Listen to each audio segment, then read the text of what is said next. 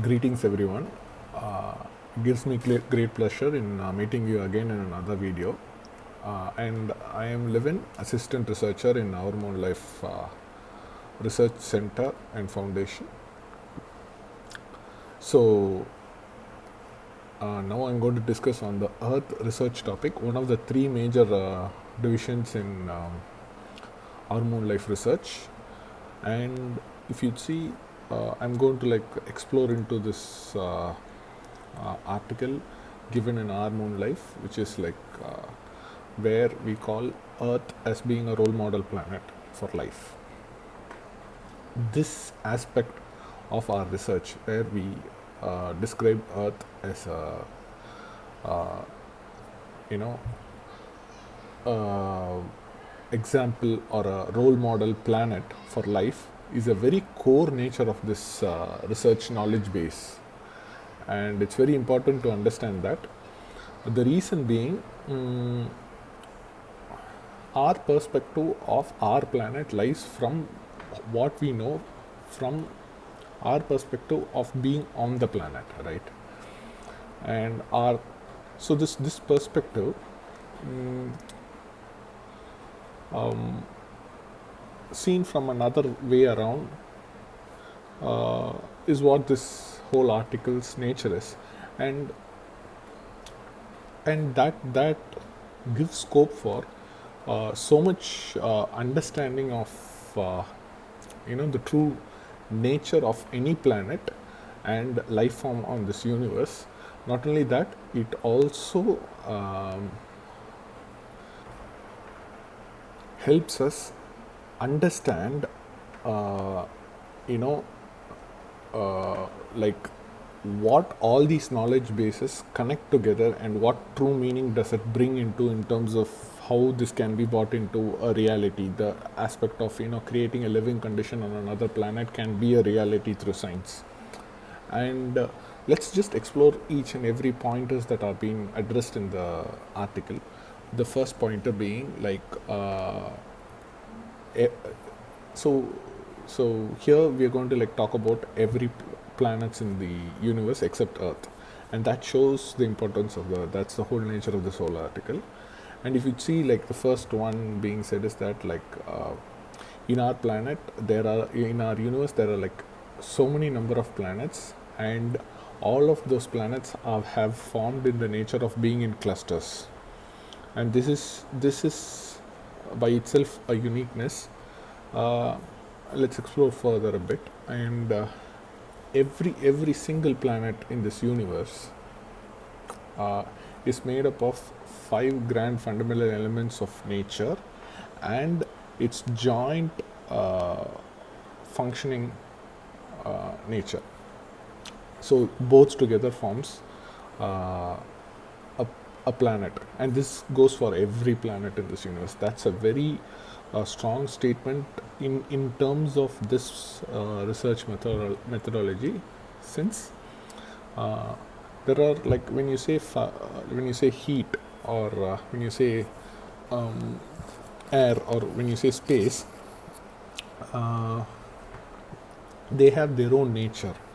And that nature, and let's say water, it being a universal substance, and for it to be in a planet functioning in a certain way, in the overall functionality of the planet, are two different aspects, and both together forms to be a planet. By itself is uh, in some aspects it's a reassuring information.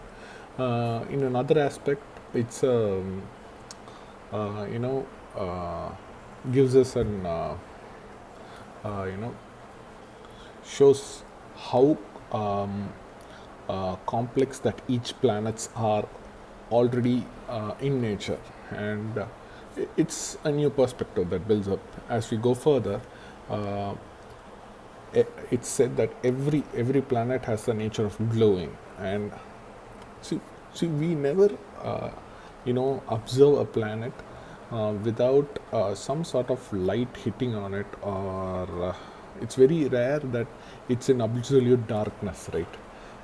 And it's best said that in if you really want to see a planet that's it's uh, incandescence, its nature to glow, it's best seen on a planet where um, which probably the brighter planet close to it, something like a sun.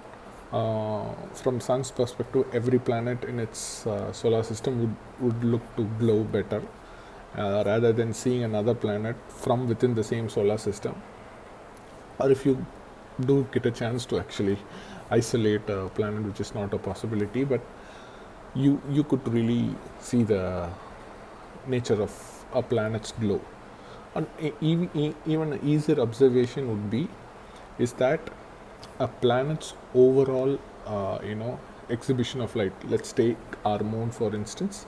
If you look very closely into the moon, and if you go into like very close into the moon's surface, you don't see the actual brightness of the moon as much as you see back in our planet Earth.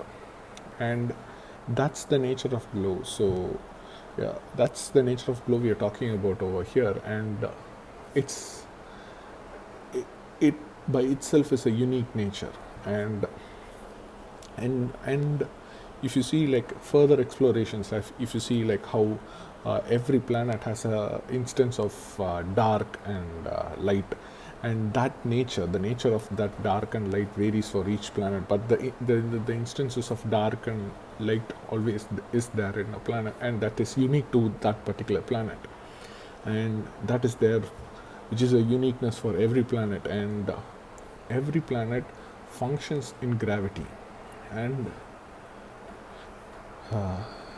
just look at the force of gravity that's been exerted around us, and we know how it people who have been really like minute enough to notice its presence, like if you see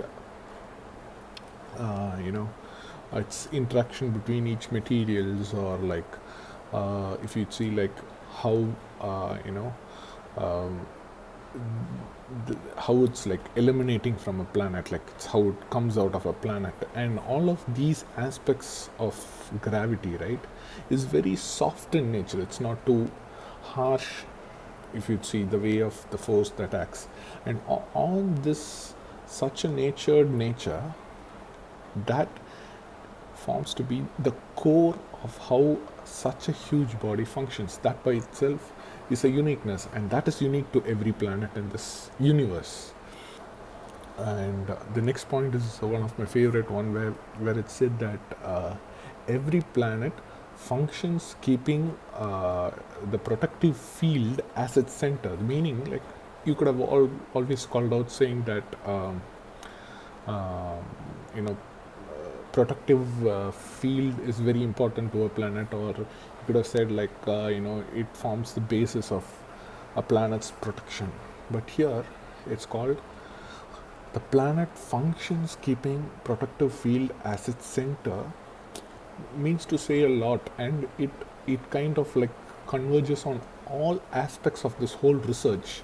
And you know let's say, just take this scenario. The energy that's generated from the core of a planet, it rotates so fast, and it is like transferred uh, through multiple materials within the planet in different natural existence, and that is transferred to the upper surface of the soil. And with the help of gravity, it's like distributed throughout the planet, and the whole planet spins in the existence of the outer universe gravity, which in turn exerts from the outer side. And the meeting place of these two elements is exactly where the protective field is formed. And this meeting point, right, this meeting point makes it so that the planet can only rotate in that given space, and it can only travel in the given space. And keep this is why the statement is so close to my heart, where it says that the planet functions keeping the protective field as its center. And that's a lot to say about a planet. And And the right next point, we're talking about rotation, and that is how it's unique. Like every planet has a rotation about its own self, and it goes in an orbital path, and that's a predefined path. And all of this will follow the same rule of, like, how the energy from the core rotational element of the planet to the universe gravity, and this forms such uniqueness to every planet in this universe. And we are Earth, where we live in, is like confluence of all these natural greatness coming together to ensure that life form exists on it in a evolutionary way. And that evolutionary nature, right, is why we never settled down when we knew that we could make enough space for ourselves in this planet, and we never stopped where we found enough food, we found enough comfort, we found enough knowledge, we found enough everything on this planet, and we still strive for something better. We strive for something greater. We want always to know something more. And the first uh, love of that nature comes from our true existence, because our planet is so unique that we that by itself is like motivating us in terms of like knowing more. The true nature lies within our planet itself. Like it's unique in its own sense, and we would love to explore it. And that has got us to a point where that we have been like sending rockets to other planets, and we've been exploring extraterrestrially. And it's time that we explore and converge all these knowledge bases to one point where we understand the true nature of our planet and the whole existence, and use that knowledge in coherence with our understanding of this universe to better our place in this universe by creating a living condition on another planet.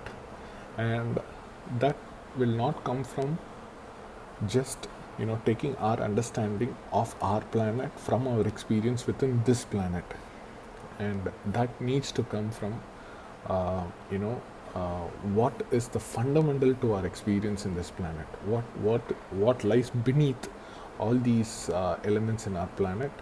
And uh, and connecting that nature of it and extrapolating it to another planet's making and to that experience of that planet will truly help us.